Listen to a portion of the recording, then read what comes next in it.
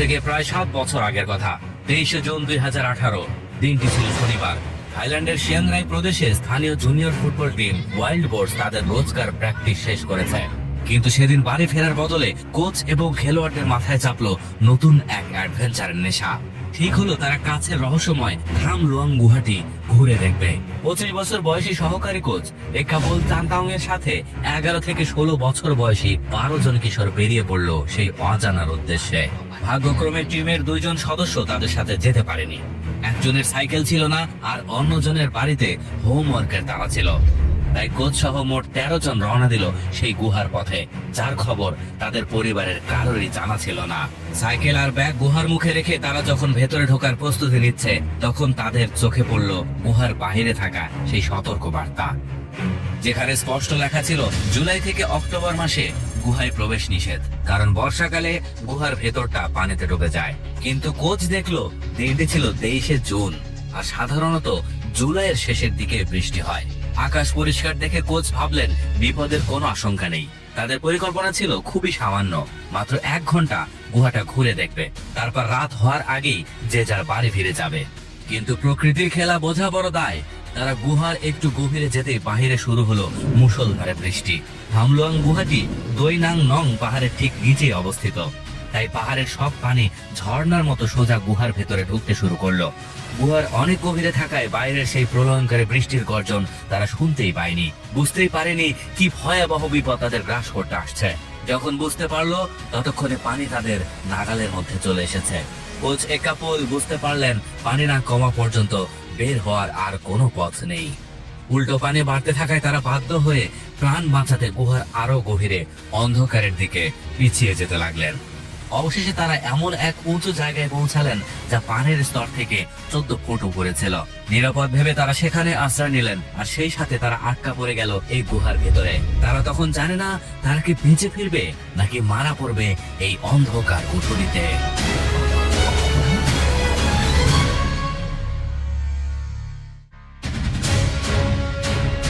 এদিকে রাত গভীর হচ্ছে, অথচ সন্তানদের দেখা নেই। অভিভাবকদের দুশ্চিন্তা তখন চরমে। অস্থির হয়ে সবাই হেড কোচকে ফোন করা শুরু করলেন। কোচ ফোন হাতে নিয়ে চমকে গেলেন, স্ক্রিনে 30টি মিস কল। তিনি তড়িঘড়ি করে সহকারী কোচ একাবল আর বাকি বাচ্চাদের সাথে ফোনে যোগাযোগ করার চেষ্টা করলেন, কিন্তু সব চেষ্টায় ব্যর্থ। ও পাশে শুধুই নীরবতা। অবশেষে সংপন নামের সেই ছেলেটির সাথে যোগাযোগ হলো, যে সাইকেল না থাকায় দলের সাথে যেতে পারেনি। তার কাছ থেকেই পাওয়া গেল সেই আঁতকে ওঠার মতো খবর, সবাই মিলে থাম লুয়াং গুহা দেখতে গেছে। 23 জুনের সেই রাতে বাইরে তখন প্রলয়ঙ্কারী ঝড় বৃষ্টি। হেড কোচ কোনো মতে গুহার প্রবেশ মুখে পৌঁছালেন। সেখানে গিয়ে যা দেখলেন তাতে তার রক্ত হিম হয়ে গেল। গুহার বাইরে পড়ে আছে ছেলেদের সাইকেল আর ব্যাগ, কিন্তু মানুষগুলো নেই। চোখের সামনেই গুহার ভেতরে হু হু করে পানি ঢুকছে, আর বাচ্চারা ভেতরে আটকা পড়ে আছে। কাল বিলম্ব না করে তিনি পুলিশ আর জরুরি সেবায় খবর দিলেন। দেখতে দেখতে সেখানে অভিভাবকদের ভিড় জমতে শুরু করলো। বাতাসের বেগে খবরটি শুধু থাইল্যান্ড নয়, ছড়িয়ে পড়লো পুরো বিশ্বে। থাম লুয়াং গুহায় 13 জন মানুষ আটকা পড়েছে। থাইল্যান্ডের এলিট নেভি সিল টিম, মিডিয়ার গাড়ি আর অ্যাম্বুলেন্সের সাইরেনে ভারী হয়ে উঠল বাতাস। মুহূর্তের মধ্যে সেই নির্জন পাহাড়ি এলাকাটি যেন ব্যস্ত ছোট শহরে পরিণত হয়ে গেল। সেই সাথে শুরু হয়ে গেল বিশ্বের সবচেয়ে বিপজ্জনক উদ্ধার অভিযান। 18 দিন ধরে চলতে থাকে এই রোমহর্ষক উদ্ধার অভিযান। তাদের সাথে কি ঘটেছিল এবং তাদের শেষ পরিণতি কি হয়েছিল, আমরা আজ সেটি দেখতে চলেছি।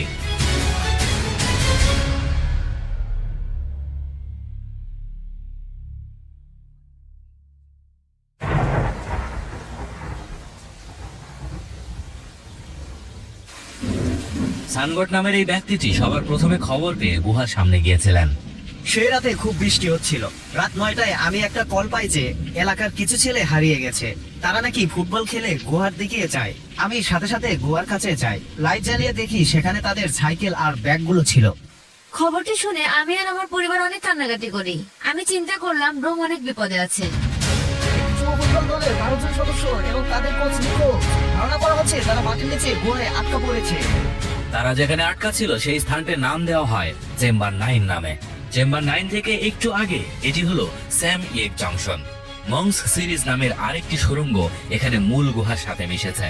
বর্ষাকালে যখন এই গুহাগুলো পানিতে ভরে যায় তখন স্যাম ইয়েক দুটি ভূগর্ভস্থ নদীর মিলনস্থলে পরিণত হয়। চুনা পাথরের পাহাড়ের ফাটল আর নালা দিয়ে পানি থামলুয়াং গুহায় প্রবেশ করে।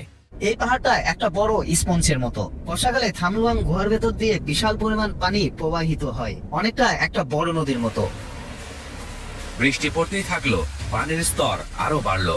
ছেলেদের বাধ্য হয়ে আরো গভীরে উঁচু জায়গার খোঁজে যেতে হলো।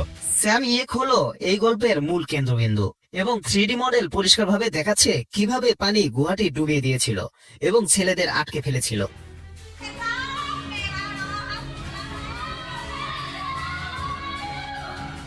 কোচ একাপোলের আশা ছিল সকাল হলে হয়তো পানি কমে যাবে আর তারা বেরিয়ে আসতে পারবে, কিন্তু সকাল হলো ঠিকই, পানি কমলো না। তাদের সাথে এক টুকরো খাবারও ছিল না, কারণ পরিকল্পনা তো ছিল মাত্র 1 ঘন্টার। তবে ভাগ্যের ব্যাপার হলো কোচ একাপোল আগে একজন বৌদ্ধ ভিক্ষু বা মঙ্ক ছিলেন। দীর্ঘ সময় না খেয়ে থাকার কঠিন অভ্যাস ছিল তার। এই চরম বিপদের মুহূর্তে তিনি ভেঙে না পড়ে বাচ্চাদের অভয় দিলেন। তিনি তাদের শেখালেন কিভাবে মেডিটেশন বা ধ্যান করতে হয়, বুঝিয়ে দিলেন বিশেষ কায়দায় শ্বাস নেওয়ার কৌশল, যাতে শরীরের শক্তি কম খরচ হয় এবং অক্সিজেনের অভাব না হয়। উদ্ধারকারীরা পৌঁছানো পর্যন্ত এই ধ্যানের শক্তি ছিল তাদের একমাত্র ভরসা।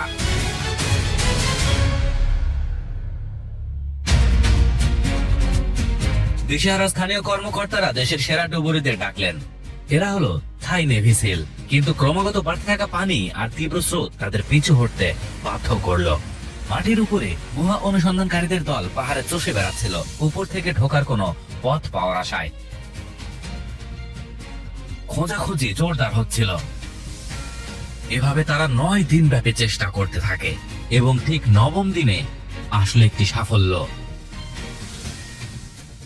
বৈদ্যুতিক পাম্প দিয়ে পানির স্তর কমানো হলো।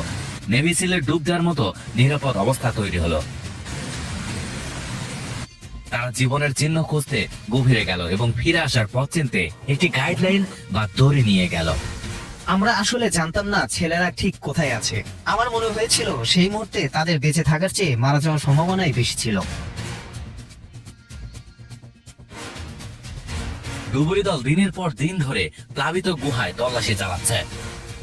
2 জন ব্রিটিশ গুহা ডুবুরি তাদের সাথে যোগ দেন এবং আরো গাইডলাইন বা দড়ি পাততে সাহায্য করেন। 10তম দিনে তারা আবার চেষ্টা করতে থাকেন, এগিয়ে যেতে থাকেন যতটা গভীরে যাওয়া যায়। তাদের মনে একটাই চিন্তা, না জানে ছেলেগুলো এখন কেমন আছে অথবা বেঁচে আছে কিনা। তারপর হঠাৎ 1.5 মাইল ভিতরে, হ্যাঁ, তারা বেঁচে আছে। 10 দিন ধরে বেঁচে আছে, কোন প্রকারের খাবার ছাড়া, শুধু ধ্যান আর প্রার্থনা করে। সেই সাথে গুহার দেওয়াল থেকে চুইয়ে পড়া পানি তারা পান করেছে এই কয়েকদিন।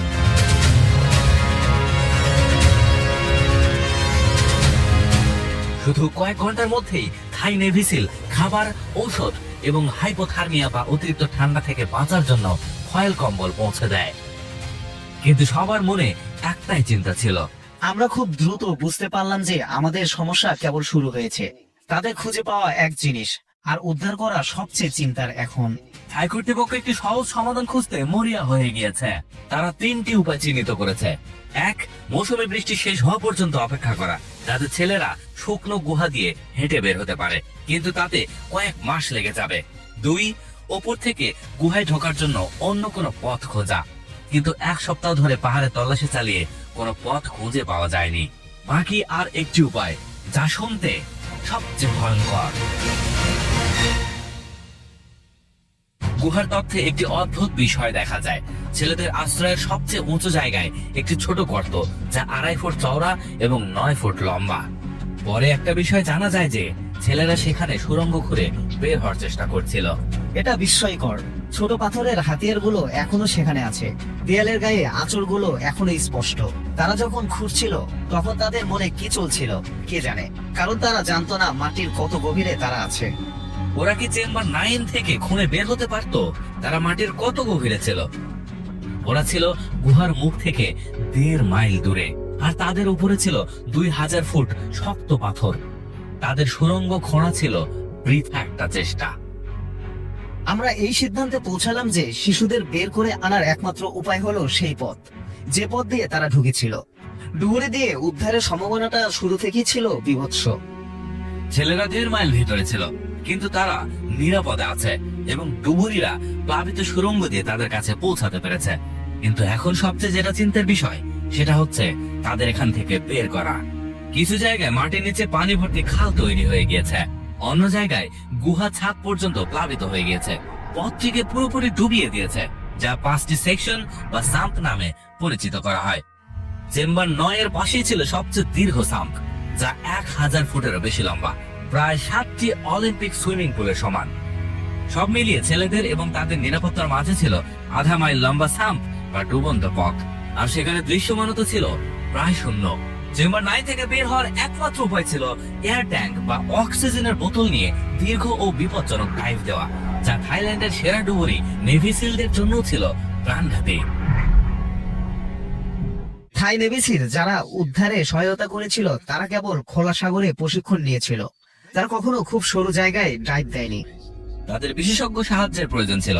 স্থানীয় গুহা অনুসন্ধানকারী ভার্ন আনসওয়ার্থ প্রথম দিন থেকে উদ্ধার অভিযানে যুক্ত ছিলেন। তিনি থাই কর্তৃপক্ষকে ব্রিটেনের সবচেয়ে অভিজ্ঞ কয়েকজন গুহা ডুবুরির তালিকা দিলেন। একটি এলিট টিম এসে পৌঁছালো, যার মধ্যে ছিলেন জন ভোলানথেন, রিক স্ট্যান্টন, জেসন ম্যালিনসন এবং ক্রিস জুয়েল। তারা বিশ্বের সেই গুটি কয়েক মানুষের মধ্যে পড়েন যাদের থামলং এর ভেতরে কাজ করার মতো অনন্য দক্ষতা আছে। যখন আমরা বুঝলাম যে ছেলেদের জীবিত বের করার এটাই সেরা সুযোগ, তখন আমরা আমাদের সেরাটা দিয়ে বদ্ধপরিকর ছিলাম। একটি উদ্ধার পরিকল্পনা তৈরি হলো। প্রবেশ পথ থেকে গুহার প্রথম 0.5 মাইল ছিল শুকনো, এর শেষে চেম্বার 3।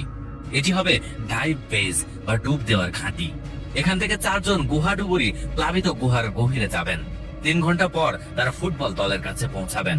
4 জন ছেলেকে স্কুবা গিয়ার বা ডুবুরির সরঞ্জাম পরানো হবে। তারপর প্রত্যেক ডুবুরি 30 মিনিট বিরতি দিয়ে এক একজন ছেলেকে নিয়ে ফিরবেন। যদি সব পরিকল্পনা মতো হয় তবে 4 জন ছেলেকে বের করতে পুরো 1 দিন লাগবে। বের হওয়ার পথে প্রত্যেক ডুবুরি এবং ছেলের অতিরিক্ত এয়ার ট্যাঙ্কের প্রয়োজন হবে, তাই তারা গুহার মধ্যে 50টি ট্যাঙ্ক রাখলেন এবং 7 জন সাপোর্ট ডুবুরি সামকুলোর মাঝখানে অপেক্ষা করবেন সরঞ্জাম টানা ও চিকিৎসা সহায়তার জন্য। এটি ছিল এমন এক উদ্ধার পরিকল্পনা যা আগে হয়নি কখনো। সেখানে প্রায় 100 জন ডুবুরি ছিলেন, জরুরি পরিষেবা, ইউএস আর্মি এবং স্বেচ্ছাসেবকরাও ছিলেন। সবাই প্রথম আন্ডার ওয়াটার এক্সট্রাকশন বা পানির নিচ দিয়ে বের করে আনার জন্য প্রস্তুত। হঠাৎ রাত 1:30 মিনিটে একটি ট্র্যাজেডি ঘটে গেল। থাইল্যান্ড ব্রেকিং নিউজ, উদ্ধার অভিযানের সময় একজন সাবেক থাই নেভি সিল মারা গেছেন। সামান কুনান। তার কাজ ছিল গুহার ভেতরের সরু পথগুলোর বিভিন্ন পয়েন্টে অক্সিজেনের সিলিন্ডার পৌঁছে দেওয়া, যাতে উদ্ধারকারী ডুবুরিরা এবং আটকে পড়া বাচ্চারা শ্বাস নিতে পারে। সফলভাবে সিলিন্ডারগুলো রেখে তিনি যখন ফিরছিলেন তখন পথিমধ্যেই ঘটল বিপত্তি। যে মানুষটি অন্যদের জন্য শ্বাস পৌঁছে দিতে গিয়েছিলেন, ফেরার পথে তার নিজের সিলিন্ডারের অক্সিজেনই ফুরিয়ে গেল। পানির নিচে তিনি জ্ঞান হারালেন। তার সঙ্গী ডুবুরি তাকে বাঁচানোর আপ্রাণ চেষ্টা করলেও সব চেষ্টা ব্যর্থ করে তিনি চলে গেলেন না ফেরার দেশে। যে গুহা সেরা ডুবুরিদেরও মেরে ফেলতে পারে, সেখান থেকে ছেলেগুলো কি জীবিত বের হতে পারবে? থামলং এ ডাইভিং ইতিমধ্যেই একটি প্রাণ নিয়েছে। এটি সেই শিশুদের জন্য আরো বড় হুমকি যারা আগে কখনো ডাইভ দেয়নি। কিন্তু সবচেয়ে বড় বিপদ গুহায় ছিল না, ছিল ছেলেদের নিজেদের মাথার ভেতরে। আপনি যদি একজন অনভিজ্ঞ ব্যক্তিকে পানির নিচে নিয়ে যান, তবে তার আতঙ্কিত হওয়ার সম্ভাবনা খুব বেশি। তারা ডাইভিং এর মতো এমন ট্রমাজনিত পরিস্থিতির সাথে কিভাবে মানিয়ে নেবে, যেখানে চোখের সামনে নিজের হাতটাও দেখা যায় না? তারা যদি পানির নিচে আতঙ্কিত হয় তবে তারা শুধু নিজেদেরকেই মেরে ফেলবে না, তারা আমাদের মুখ থেকে রেগুলেটরও টেনে নিতে পারে। আমরা চাই না তারা মারা যাক, এবং আমরা নিজেরাও মরতে চাই না। তাই ডুবুরিরা এই উদ্ধারের সবচেয়ে চরম সিদ্ধান্তটি নিলেন। শিশুদের চেতনানাশক বা সিডেটিভ দেওয়া হবে। হ্যাঁ, তাদেরকে অজ্ঞান করে বের করে নিয়ে আসা হবে। ডাক্তাররা প্রতিটি শিশুর বয়স ও ওজন অনুযায়ী অ্যানেস্থেসিয়ার ভিন্ন ভিন্ন মাত্রা ঠিক করলেন। পৃথিবীতে এর আগে কেউ কখনো অচেতন শিশুদের নিয়ে ডাইভ দেওয়ার চেষ্টা করেনি। এই বাচ্চাদের এমন পর্যায়ে অগ্রণ করতে হবে যাতে তারা নড়াচড়া করতে না পারে কিন্তু বেঁচে থাকে, এবং তারপর তাদের ঠান্ডা পানিতে নামানো হবে। এটি ছিল অত্যন্ত ঝুঁকিপূর্ণ প্রস্তাব। আমরা যখন পরিকল্পনা করছিলাম তখন ভাবছিলাম হয়তো এই বাচ্চাদের কেউ কেউ মারা যাবে। চেতনানাশক ব্যবহার করায় গুহাডুবুরিরা আরো একটি জটিলতায় পড়েন। 5টি সাম্প নিয়ে প্রতিটি ছেলেকে বের করতে 3 থেকে 5 ঘন্টা সময় লাগবে, কিন্তু চেতনানাশকের নিরাপদ মাত্রার মেয়াদ মাত্র 1 ঘন্টা বা তার কম। তাই ছেলেদের জেগে ওঠা আটকাতে ডুবুরিদের আর কোনো উপায় ছিল না। উদ্ধারের মাঝপথেই তাদের ইনজেকশন দিতে হবে কয়েকবার। আগে কখনো এটা করিনি, এবং হ্যাঁ, এটাই ছিল প্রথমবার। আমি অবশ্যই বেশ নার্ভাস ছিলাম। এবং সেটাও তারা করতে পারত কেবল গুহার শুকনো অংশে, সেই সামগুলোর মাঝখানে, পানির নিচে নয়।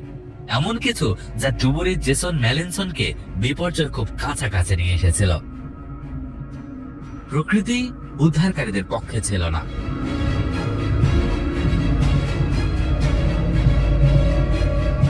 আরো মৌসুমে বৃষ্টি ঘনিয়ে আসায় ডুবুরিরা থামলুয়াংয়ের ভেতরে রওনা হলেন। ছেলেরা 16 দিন ধরে মাটির নিচে ছিল। ইতিহাসের সবচেয়ে বিপজ্জনক গুহা ডাইভিং উদ্ধার অভিযান শুরু হতে যাচ্ছে। সবাই প্রার্থনায় ব্যস্ত। একটাই চাওয়া, ছেলেগুলো যেন ভালোভাবে বেরিয়ে আসতে পারে। আমরা সত্যি বিশ্বাস করতাম যে কিছু প্রাণহানি হবে। যদি দুজনেও জীবিত বের হতো তবে সেটাই হতো ভালো ফলাফল। সেই সাথে পুরো বিশ্ব তাকিয়ে আছে। উদ্ধারকারীরা চেম্বার 9 এর দিকে ডাইভ শুরু করলেন। জেসন ম্যালিনসন প্রথম উদ্ধার কাজ চালানোর জন্য স্বেচ্ছাসেবক হলেন। তার হাতে ছিল 14 বছর বয়সী প্রাচক সুথাম, যার ডাক নাম নোট। তারা নোটের বুকে একটি এয়ার ট্যাঙ্ক বা অক্সিজেনের বোতল বাঁধলেন এবং তাকে একটি ভাষা জ্যাকেট বা বুয়েন্সি ভেস্ট পরালেন, যাতে জেসন ধরার স্ট্র্যাপ পান। যদি হাত ফসকে যায় তাই একটি সেফটি টেদার বা দড়ি দিয়ে ছেলেটিকে উদ্ধারকারীর সাথে বেঁধে দেওয়া হলো। নোটের মাস্ক যাতে খুলে না যায় তাই জেসন নিজের শরীর দিয়ে ছেলেটির মাথা আড়াল করে রাখলেন, এবং সবশেষে দুজনের ভালোর জন্য নোটের হাত তার পুরো শরীরের দুপাশে বেঁধে দেওয়া হলো, যাতে সে জেগে উঠলে সমস্যা না করে। দুপুর 1টার দিকে জেসন এবং নোট তাদের প্রথম যাত্রা শুরু করলেন। ইতিহাসের সবচেয়ে বিপজ্জনক গুহা ডাইভিং। এটি প্রথম সাম্প, 1000 ফুট লম্বা, পানির নিচে, আর ডাইভ লাইন তাদের নিরাপদে ফেরার একমাত্র উপায়।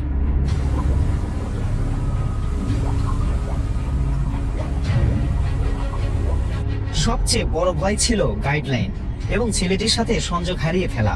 আমরা ছেলেদের জন্য বিশাল দায়িত্ব অনুভব করছিলাম। একটি শিশুর জীবন আপনার হাতে। একটি শিশু যে ঘুমাচ্ছে, একটি শিশু যে পানির নিচে। আমি বেশিরভাগ সময়ই নার্ভাস ছিলাম। আধা ঘন্টা বিরতি দিয়ে বাকি 3 জন ডুবুরি আরো 3 জন ছেলেকে নিয়ে প্রথম সাম্পে প্রবেশ করলেন। জেসন এবং নোটের খুব বেশি পিছনে ছিলেন না ডুবুরি ক্রিস জুয়েল এবং 15 বছর বয়সী নিক। আলাদাভাবে প্রথম জুটি থামলুয়াংয়ের প্রথম সরু অংশের কাছে পৌঁছালো। একটি নিচু পথ, মাত্র 30 ইঞ্চি সরু, ভুল করার কোনো জায়গা নেই। ডাইভ লাইন অনুসরণ করা কঠিন ছিল, কারণ এটি গুহার দেওয়ালের মাঝ দিয়ে এঁকে বেঁকে গেছে। আমি প্রায়ই পাথরে ধাক্কা খাচ্ছিলাম এবং আমাকে পিছিয়ে এসে আবার অন্য ফাঁকা জায়গা দিয়ে সামনে যাওয়ার চেষ্টা করতে হচ্ছিল। একের পর এক ডুবুরিরা তাদের এই মূল্যবান আমানত নিয়ে সামগুলোর মধ্য দিয়ে পথ চললেন, এক হাতে দড়ি ধরে আরেক হাতে ছেলেদের। কিন্তু চেতনানাশকের প্রভাব কমতে শুরু করেছে। এমনিতেই এটি কঠিন পরিস্থিতিকে আরো প্রাণঘাতী করে তুলেছে। আমি একটা গভীর খালে ছিলাম। আমি একা ছিলাম এবং ছেলেটিকে রাখার মতো কোনো শুকনো জায়গা ছিল না, আর আমাকে তার উরুতে সিডেটিভ ইনজেকশন দিতে হয়। সামনে তাদের দ্বিতীয় সাম্প, পানির নিচে আরো 1000 ফুট। জেসনের সেখানেই ইনজেকশন দেওয়া ছাড়া আর কোনো উপায় ছিল না। আমি 2 হাতে শুকনো ব্যাগ খোলার চেষ্টা করছিলাম, কিন্তু ছেলেটিকেও নিয়ন্ত্রণে রাখতে হচ্ছিল। তাকে ধরে রাখা বেশ কঠিন ছিল। আমাকে পা দিয়ে তাকে দেয়ালের সাথে চেপে ধরতে হয়েছিল। ব্যাগ থেকে সব সিরিঞ্জ বের করার চেষ্টা করছিলাম। সেগুলো সব পানিতে ভাসতে শুরু করলো, আর আমি এগুলো ধরার চেষ্টা করছিলাম। আমি অবশ্যই খুব নার্ভাস ছিলাম এবং আমি কোনোভাবে তার পা উপরে এনে উরুতে সিডেটিভ দিতে পেরেছিলাম। 2 ঘন্টা ক্লান্তিকর যাত্রার পর উদ্ধারকারী এবং ছেলেরা 1 মাইল গুহা পাড়ি দিয়ে 4টি সাম্প পার হয়েছেন। কিন্তু এখনো পথ শেষ হয়নি।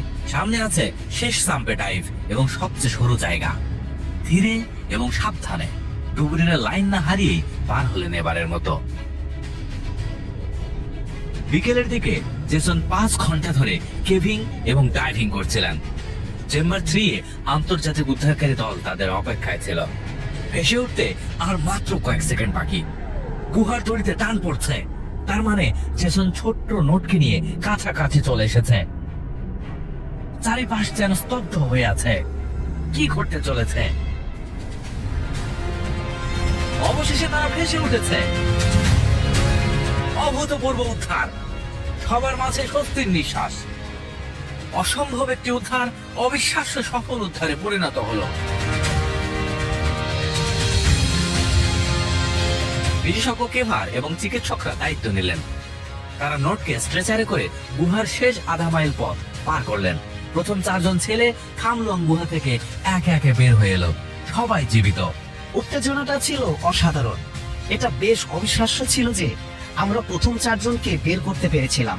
আমরা নিশ্চিত ছিলাম না যে পারবো। আরো 8 জন শিশু এবং কোচ ভেতরে ছিল। ডুবুরিরা দ্বিতীয় দলের জন্য ফিরে গেলেন। ঠিক একইভাবে আরো 4 জনকে নিয়ে যাত্রা শুরু করলেন এবং 6 ঘন্টা পর তারা ভেসে উঠলেন। এটি ছিল আরেকটি সাফল্য। উদ্ধারের জন্য আর মাত্র 4 জন ছেলে এবং কোচ বাকি ছিল, কিন্তু বিপদ এখনো শেষ হয়নি। ক্রিস জুয়েল 11তম ছেলে 13 বছর বয়সী সম্পন জায়ংকে নিয়ে ডাইভ দিচ্ছিলেন। 2 ঘন্টা পর ক্রিস শেষ সাম্পে প্রবেশ করলেন। এখানে একটি জায়গায় গাইডলাইন দড়িটি পাথরের সাথে আটকে অনেক টান টান হয়ে গিয়েছে। ক্রিসের জন্য লাইনের সেই টান খুব বেশি হয়ে গিয়েছে। ওই কোণা দিয়ে ঘোরার সময় সে হাত দিয়ে লাইনটা টানছিল, আর ওটা হঠাৎ আঙ্গুল ফসকে বাইরে গেল। পানির নিচের গুহায় লাইন হারিয়ে ফেলা মানে খুব খারাপ খবর। সে কিছুতেই দেখতে পাচ্ছে না কোন দিকে যেতে হবে। সময় ফুরিয়ে আসছে। ক্রিস এবং সিরেটিভ দেওয়া ছেলেটি দুজনেরই অক্সিজেন সরবরাহ সীমিত ছিল। আমি হাত দিয়ে হাতড়াচ্ছিলাম, লাইনটা ধরার চেষ্টা করছিলাম, কিন্তু পারছিলাম না। সবচেয়ে জরুরি বিষয় হলো আতঙ্কিত না হওয়া। ক্রিস যখন লাইন খুঁজছিলেন তখন এটি হাতের নাগালের মধ্যেই ছিল, কিন্তু শূন্য দৃশ্যমানতায় এটি খুঁজে পাওয়া ছিল ভাগ্যের ব্যাপার। দীর্ঘ 4 মিনিট পর ক্রিস সেই গাইডলাইন দড়ি নয়, বরং একটি বৈদ্যুতিক তার খুঁজে পেলেন, যা উদ্ধারের শুরুর দিকে পাতা হয়েছিল। ক্রিসকে বাইরে নিয়ে যাওয়ার বদলে এটি তাকে আবার শুরুর দিকে ফিরিয়ে নিয়ে গেল। সে আগের শুকনো জায়গায় গিয়ে আবার দড়িটি খুঁজে পায় এবং তার উদ্ধার কাজ চালিয়ে যেতে থাকে। সমস্ত প্রতিকূলতা সত্ত্বেও উদ্ধারকারীরা একে একে 13 জনকে বের করে আনলেন। কিছুদিন আগে এটা ভাবাই যায়নি। এটা অবিশ্বাস্য এবং চমৎকার। 13 জনের মধ্যে 13 জনই জীবিত উদ্ধার। তাদের বাবা মা, প্রতিবেশী, দেশবাসী তথা পুরো বিশ্বব্যাপী আবেগ অশ্রুতে ভরে উঠল। এ কান্না বিজয়ের, এ কান্না শান্তির। প্রকৃতির সাথে এক তীব্র লড়াইয়ের পর যন্ত্রণাদায়ক অপেক্ষার অবসান হলো। যা অসম্ভব মনে হয় তা সবসময় অসম্ভব নয়। কঠিন কাজ অর্জন করা যায় এবং আশ্চর্যজনক ঘটনা ঘটতে পারে। আমাদের কেউ এটা দায়িত্ব থেকে করিনি, বরং তাদের বাঁচানোর আকাঙ্ক্ষা থেকে করেছি। 18টি দিন, 17 জন গুহাডুবুরি, 200টি অক্সিজেনের সিলিন্ডার, 1 মাইল লম্বা দড়ি, 20টি দেশের 10,000 স্বেচ্ছাসেবক এবং একটি মৃত্যু। এসব কিছুর পরেই 13 জন ছেলেকে গুহা থেকে বের করে আনা সম্ভব হলো।